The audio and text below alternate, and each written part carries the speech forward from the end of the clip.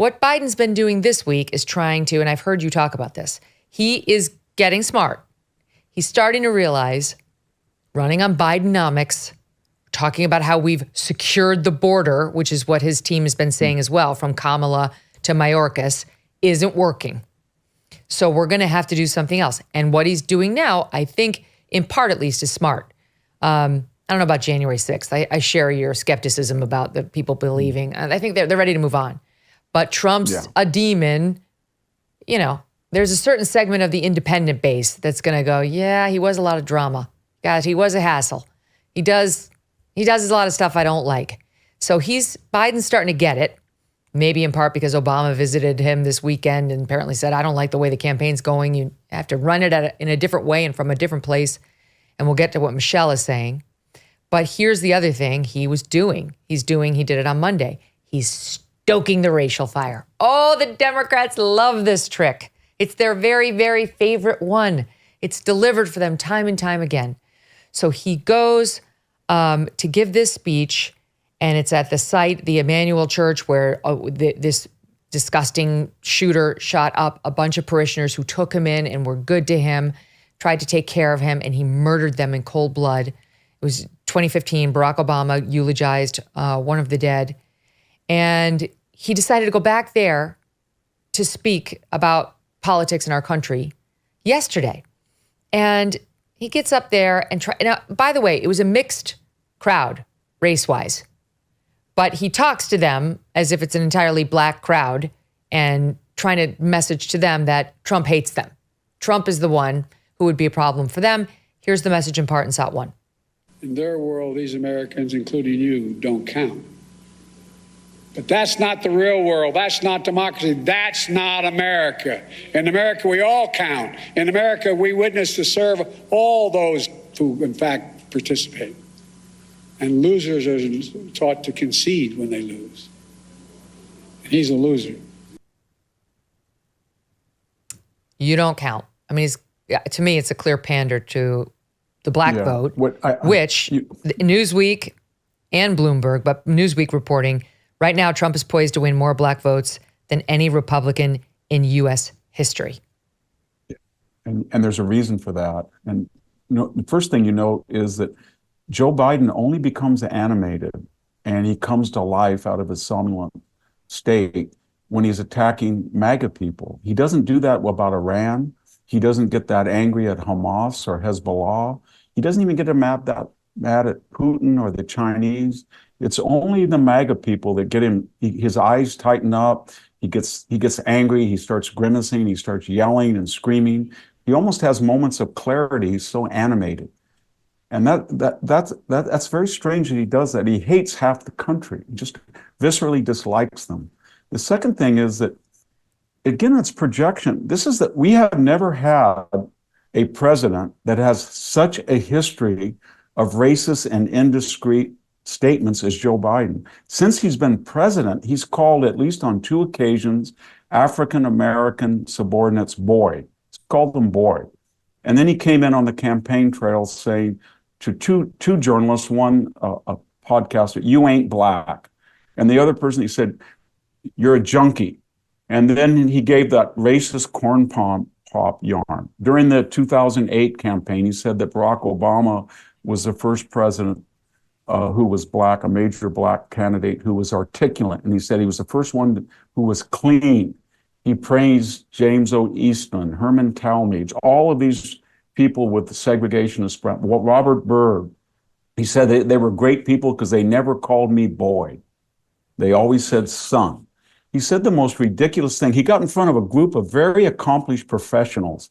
I think you remember that, Megyn, in the 2012 election. He said, Mitt Romney will put you back in chains, put you all. Then he faked like Hillary did with this black patois, put you all, really in a condescending manner to really accomplished professionals. They had to sit there and get lectured by this racist. So I don't think it's going to work. I think people in the black community remember all of that. And yes, he's a Democrat, and yes, they have Democratic Party loyalty, but I think there's going to be a lot of people that look at what the country was like economically and crime-wise he's before panicking. Joe Biden took over. Look, they play this, as I say, Every election, they play this card.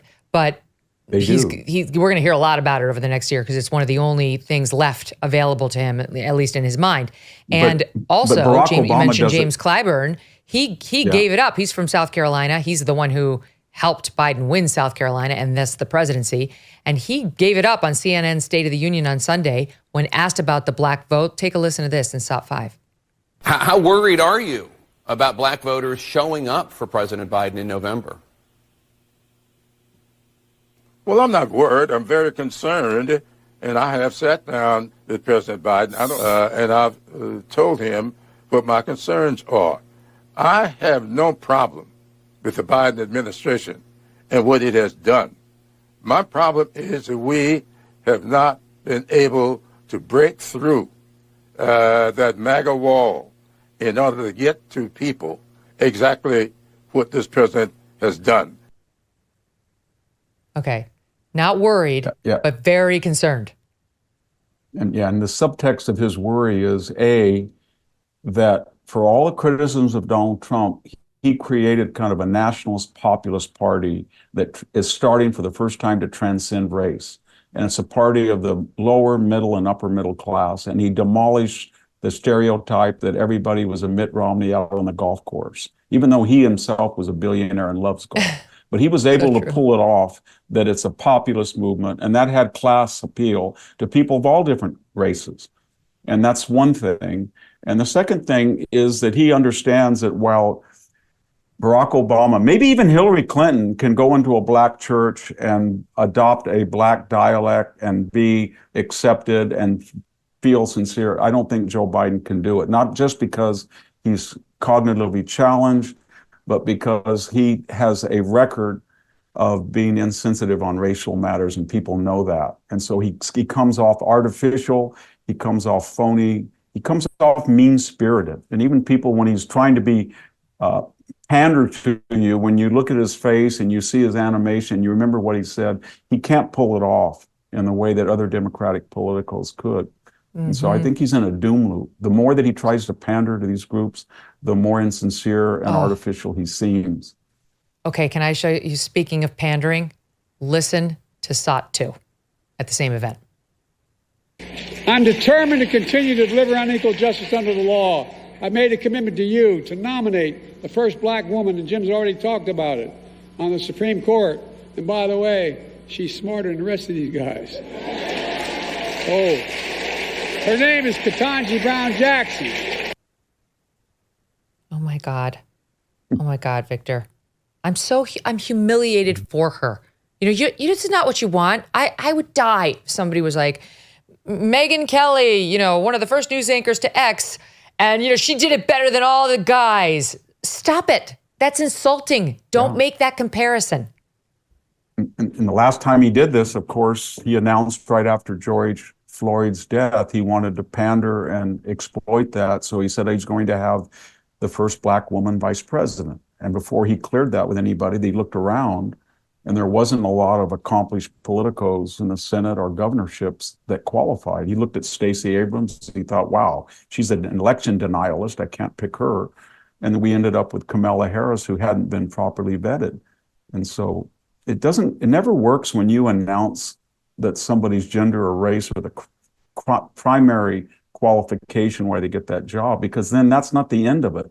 That's the beginning. Claudine Gay. The person happens to, she's a perfect example.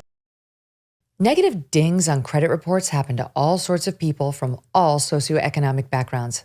Understanding the credit landscape can be extremely tough, and spending the time to dispute and repair these so-called dings can be a full-time job. Good luck to you if you already have one of those or kids or anything else going on. For starters, you have to deal with 3 separate credit bureaus, and it's a massive headache. It's also a common misconception that people with poor credit scores are just those who don't pay their credit card bills. These actually can be hardworking people who are negatively affected by divorce, identity theft, medical debt, student loans, and just don't have the time or are too overwhelmed to fix it. But if you don't address negative credit items, they can haunt you for years to come, and when it counts the most, like when you're trying to get a mortgage at a competitive rate. Well, the good news is that our sponsor, Lexington Law, wants to help. Go to LexingtonLaw.com. Start today with a free consultation and review, and tell them Megyn sent you at LexingtonLaw.com. Hey, thanks so much for watching. If you like what you just saw, hit the subscribe button for more clips and full episodes.